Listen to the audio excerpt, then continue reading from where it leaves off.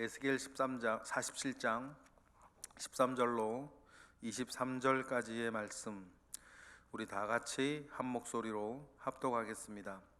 주 여호와께서 이같이 말씀하셨느니라. 너희는 이 경계선대로 이스라엘 12지파에게 이 땅을 나누어 기업이 되게 하되 요셉에게는 두 몫이니라. 내가 옛적에 내 손을 들어 맹세하여 이 땅을 너희 조상들에게 주겠다고 하였나니 너희는 공평하게 나누어 기업을 삼으라. 이 땅이 너희의 기업이 되리라. 이 땅 경계선은 이러하니라. 북쪽은 대해에서 헤들론 길을 거쳐 스맛 어기까지니 곧 하맛과 브로다며 다메섹 경계선과 하맛 경계선 사이에 있는 시브라임과 하우란 경계선 곁에 있는 하셀핫디곤이라. 그 경계선이 바닷가에서부터 다메섹 경계선에 있는 하사레논까지요. 그 경계선이 또 북쪽 끝에 있는 하맛 경계선에 이르렀나니 이는 그 북쪽이요.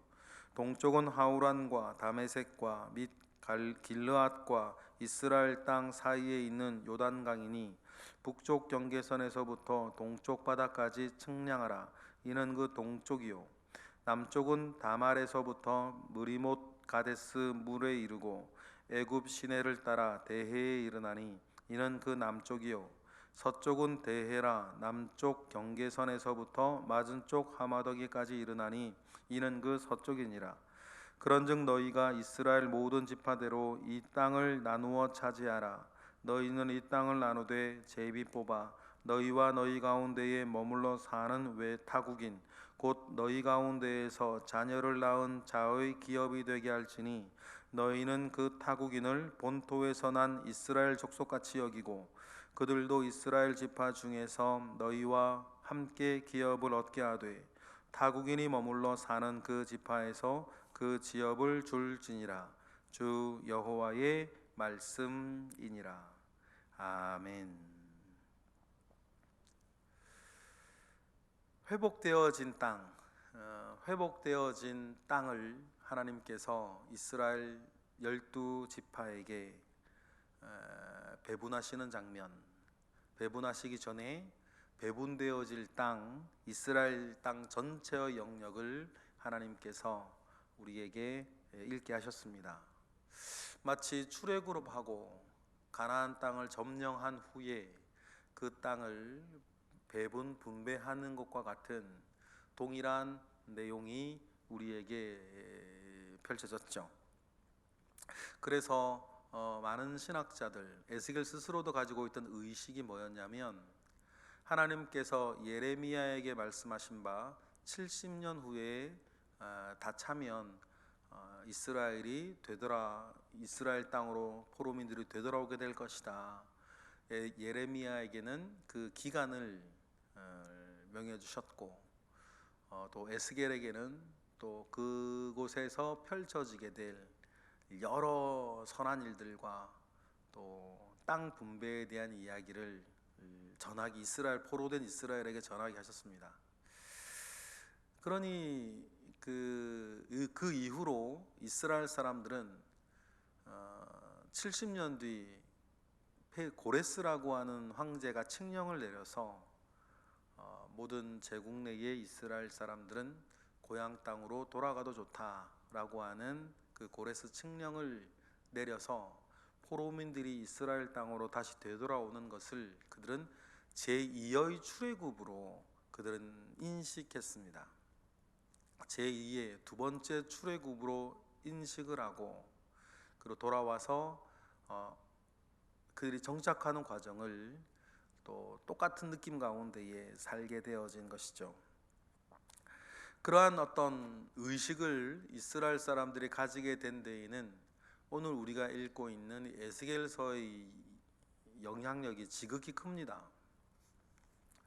그런 맥락에서 오늘 이스라엘 땅에 다시 분배되어질 땅을 이렇게 소개하는 것은 포로로 잡혀있는 이스라엘 사람들이 완전히 무너지지 아니하고 우리가 다시 돌아가 회복하게 될 청사진, 설계도를 받는 것과 같이 확실한 약속이 되어서 그들에게는 그 어려운 시절을 이기게 하고 앞으로 또 우리에게는 회복되어질 그 이스라엘이 혈통을 따르지 아니하고 영적 이스라엘이 될 것이라고 하는 암시까지 오늘 본문에서 하나님은 우리에게 주고 있습니다. 하나님께서 먼저 이 땅에 대한 이제 우리가 내일쯤 본문에서는 그 지파별로 땅을 분배하는 장면이 나올 거고, 그 전에 오늘 우리에게는 전체 땅의 영역에 대해서 이야기를 하시고 이 땅을 어떻게 나눌지에 대한 이야기들을 해주시죠. 우리 13절 우리 먼저 읽어보겠습니다. 주 여호와께서 이같이 말씀하셨느니라. 너희는 이 경계선대로 이스라엘 12지파에게 이 땅을 나누어 기업이 되게 하되 요셉에게는 두 몫이니라 라고 이렇게 말씀을 하세요. 그래서 하나님께서 말씀하시는 이 경계선대로 이스라엘 12지파에게 나누라 라고 이야기하시면서 여러분 우리가 기억할 것이 하나 있어요. 이 경계선대로 이스라엘이 누구나 자기가 받을 그 땅에 자족하며 감사하며 살아가야 할 하나님이 정해주신 그 경계선. 여러분 오늘도 우리도 마찬가지라고 생각을 합니다. 하나님께서 오늘 내게 주신 기업에 감사하며, 그것이 지금 나한테 어떤 느낌으로 그 기업이 있는지는 여러분 둘째 문제고, 하나님께서 오늘 내게 주신 기업에 감사하고 자족하며 사는 그 은혜가 하나님 우리 모두에게 있기를 원합니다. 왜냐하면 하나님께서 내게 주신 지계석이기 때문이에요. 하나님이 오늘 나에게 허락하신 그 땅의 경계를 논하는 그 지계석에 감사하고 지계석에 자족하며 사는 우리 모두가 되기를 축복합니다. 하나님이 허락하셨고 그 위에서 우리로 살게 하셨던 것입니다. 그러면 그 위에서 우리는 어떻게 살아야 하는가? 기본적인 나의 삶의 태도를 영적으로나 육적으로나 교회에서도 우린 익히 알고 살아가야겠죠. 그리고 하나님께서 말씀하세요. 요셉에게는 두 몫이니라. 물론 그렇죠. 레위 지파는 땅을 얻지 못했습니다. 그래야 해서 그 몫을 요셉 지파가 가지게 했죠. 출애굽 때도 그랬어요. 하나님께서 야고보의 집안이 애굽 땅으로 옮겨오게 되었을 때, 그리고 430년 동안 그 땅에서 민족을 이루며 살아가게 되었을 때에 하나님께서 요셉이 하였던 그 큰 공을, 그 일을 하나님은 기억을 하셨어요. 그래서 땅을 얻지 못하고 주의 성전을 돌보며 살게 된 레위 지파를 대신해서 요셉의 두 아들 에브라임과 므낫세에게 하나님은 땅을 나누어 주게 했죠. 그래서 요셉에게는 두 몫을 주어 썼습니다. 출애굽 때도 그랬죠. 근데 중요한 건 뭡니까? 하나님께서는 그것을 기억하신다는 거예요. 잊지 않으시는 하나님께서 시간이 훨씬 더 지나 이제 에스겔 시대 때 에스겔도 바라보게 되는 미래의 장차 이루어질 일들에 대해서 하나님의 땅 분배를 이야기하실 때에도 하나님은 잊지 않고 기억하신다. 뭐를요? 요셉을 말이에요. 그리고 그 얘기하셨던 일들을 주님 기억을 하시는 거예요. 여러분 하나님은 이런 분이십니다. 우리 사람은 잊어도 하나님은 잊지 아니하신다. 하나님은 모든 것을 기억하신다 라고 하는 사실을 우리는 꼭 믿고, 우리는 하나님 아버지 앞에서 내가 어떤 사람으로 기억될 것인가, 하나님을 위해서, 나를 위해서, 나의 후손들을 위해서 내가 원한다고 그렇게 기억되는 건 아니지 않습니까? 그렇게 살아야 기억되는 거지.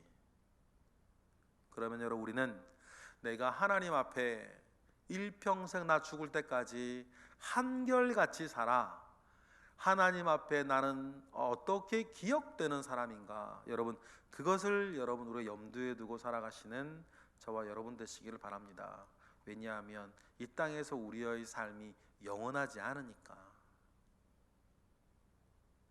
그 짧은 생을 사는 동안 하나님은 나를 어떤 사람으로 기억하실까? 하나님의 기억을 따라 여러분 요셉과 요셉의 두 아들, 그 아들들에게 전하여졌던 이 지파들 땅들은 계속해서 하나님이 기억하시는 것을 우리가 보면서 먼저는 하나님을 위해, 그리고 나도 물론 복이지만 하나님께서 기억하시는 나 때문에 여러분의 자녀와 후손들에게도 하나님의 은혜가 전하여지는 일들이 있기를 축복합니다. 그리고 하나님께서는 그 땅을 배분할 때에 중요한 키워드를 던져주세요. 역시 하나님의 기억과 두 번째 뭡니까? 하나님이 원하시는 공평이에요. 14절을 읽어보겠습니다. 내가 옛적에 내 손을 들어 맹세하여 이 땅을 너희 조상들에게 주겠다고 하였나니 너희는 공평하게 나누어 기업을 삼으라. 이 땅이 너희의 기업이 되리라. 그렇죠? 그래서 하나님께서는 먼저 뭡니까? 에스겔 시대에 사는 사람들에게도 내가 너희에게 이 땅을 주겠다고 하였던 것을 나는 뭐한다? 기억한다. 하나님은 그 약속을 기억하여서 약속을 이루는 분이신 것을 우리는 꼭 명심하고 우리는 신앙생활 하는 것입니다. 사람은 잊어도, 사람은 변해도 하나님은 잊지 아니하시고 하나님은 변하지 않으신다. 하나님이 변하지 않으시는 분이니까 우리는 우리의 믿음의 근거를 하나님께 두는 거예요. 누구에게 두지 않고 사람에게 두지 않고. 왜요? 사람은 언제 어떻게 동짓날 팥죽 끓듯이 변할지 모르니까. 이건 남 얘기가 아니라 저를 비롯해 우리 얘기예요. 그래서 사람은 신뢰, 믿음의 대상이 아니라 사랑과 섬김의 대상일 뿐이다 라고 하는 말은 정말 맞는 것 같아요. 여러분, 우리의 믿음의 근거, 신뢰의 대상은 오직 하나님 한 분밖에 없음을 우리 꼭 명심하고, 사람은 믿음의 대상이 아니라 사랑의 대상이라는 것을 기억하고 사시면 좋겠고, 그리고 하나님께서는 그 땅을 배분할 때에 공평하게 해야 되는 것에 대해서 늘 이야기하세요. 하나님의 선한 일이 공평하게 이루어지지 않으면 하나님의 선한 일들이 영광스럽지 못하고 여러분 오히려 욕되게 되어지는 경우가 늘 있으니, 우리는 교회 안에서의 일이나 교회 밖에서의 일이나 우리 개인의 일도 공평하게 진행될 수 있도록 여러분 우리는 해야 될 것이고, 또 역시 뭡니까? 이는 하나님의 기업, 이 땅이 너희의 기업이 될 것이다, 하나님이 주신 기업이 될 것이다 라고 말씀하신 것, 하나님께서 그래서 영적으로나 육적으로 여러분 한 사람 한 사람에게 주신 기업을 기억하고 그 기업 안에서 선한 일을 하고 다른 일을 돕고 섬기며 세우는 일들 가운데에 여러분 힘을 내시는 저와 여러분 되시기를 바랍니다. 그리고는 15절부터 20절까지는 북동남서 방향의 그 땅의 전체 경계, 각 전체의 경계에 대해서 말씀을 해주세요. 특이한 것은 뭐냐면 하나님은 언제나 방향을 이야기하실 때 성경은 언제나 동쪽부터였는데, 동쪽부터 얘기하는 게 에스겔서에서도 그렇고 전체 성경에서 동쪽부터 이야기하는 것이 늘 관례였는데, 하나님께서 오늘 본문에서만은 북쪽부터 이야기를 하신다. 이 이유는 한 가지예요. 이스라엘의 회복이 북쪽으로부터 올 거니까. 왜 그렇습니까? 이스라엘 땅에 북쪽에 바벨론이 있고 거기에 지금 이스라엘 백성들이 포로로 잡혀가 있으니 북쪽으로부터 땅이 회복되어지고 북쪽으로서부터 그래서 경계를 이야기하세요. 그래서 15절에 북쪽이 나오고 18절에 동쪽이 나오고 19절에 남쪽, 20절에 서쪽이 나오는데, 여러분 여기 어디 경계다고 해서 지명과 도시의 여러 가지 일들이 우리가 나오는데, 여러분 그 하나하나 우리가 살필 필요까지는 없고, 우리가 기억해야 될 성경의 좋은 표현 중에 하나가 18절에 보면 동쪽 바다 이렇게 얘기를 하죠. 이 동쪽 바다 얘기하면 여기는 사해를 보통 얘기를 해요. 그래서 동쪽의 경계는 요단강과 사해를 이야기를 하죠. 그리고 20절에 서쪽에 대해라 이렇게 나와 있는데, 이 대해는 언제나 지중해를 말하고 있는 것을 여러분 기억을 하시면서 이스라엘 땅의 경계가 지금 우리가 알고 있는 이스라엘 땅, 우리가 그 땅 경계가 그렇게 되어진다라고 하는 것을 여러분 우리는 기억하셔야겠습니다. 그리고 21절부터는 그 땅을 나눌 때 우리가 14절에도 나와 있는 것과 같이 공평하게 그 땅을 나눌 것에 대해서 말씀하셨는데, 그러면서 그 하나님께서 말씀하시는 공평에 좀 특이한 점이 이제 21절부터 23절에 나와 있죠. 그래서 21절부터 우리 읽어보겠습니다. 그런즉 너희가 이스라엘 모든 지파대로 이 땅을 나누어 차지할 때에 역시 뭡니까? 공평하게 해야 되는데, 공평하게 하기 위해서 하나님이 주신 방법 하나가 제비 뽑기였어요. 사람의 욕심에 끼지 아니하도록 제비를 뽑게 하셨는데, 그 제비를 뽑아 땅을 공평하게 나눌 때에 우리가 기억해야 될 또 특이한 점이 22절에 나오죠. 22절 읽어보겠습니다. 너희는 이 땅을 나누되 제비 뽑아 너희와 너희 가운데에 머물러 사는 타국인 곧 너희 가운데에서 자녀를 낳은 자녀의 기업이 되게 할지니, 너희는 그 타국인을 본토에서 난 이스라엘 족속같이 여기고 그들도 이스라엘 지파 중에서 너희와 함께 기업을 얻게 하되. 23절까지 읽을까요? 타국인이 머물러 사는 그 지파에서 그 기업을 줄지니라. 주 여호와의 말씀이니라. 특이한 점은 뭐냐면, 공평하게 땅이 나누어져야 할 상황을 얘기하시면서 주님 하나님께서는 이방인, 즉 타국인에 대한 이야기를 하세요. 율법은 예전부터 이스라엘 땅에 거류하는 거류민들을 존대하고 선대할 것을 이야기하셨어요. 이유는 늘 이렇게 붙이셨죠. 하나님은 너희도 애굽 땅에서 거류민이었느니라, 그렇게 이유를 붙이셨어요. 그러니 너희들이 어렵게 살았던 때를 기억하여서 너희 땅에서 어려운 시대를 지나고 있는 너희 땅의 거류민들을 존대하고 선대해라. 너희도 애굽 땅에서 거류민이었다는 사실을 잊지 말아라. 그렇게 이야기를 하시면서 하나님은 옛날 모세 때에서부터 이스라엘이 땅을 차지하고 살게 될 때 그 땅을 살고 있는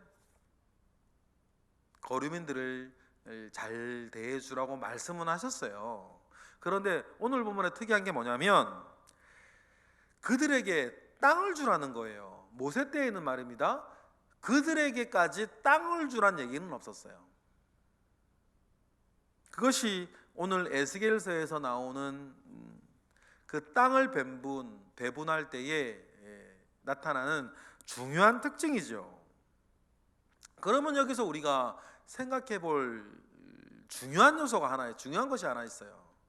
하나님께서는 왜 에스겔 시대에 와서는 그 땅을 살고 있는 이방인 외국인들에게도 그가 살고 있는 땅의 그 지파가 속해 있는 땅을 외국인에게도 주라고 했을까?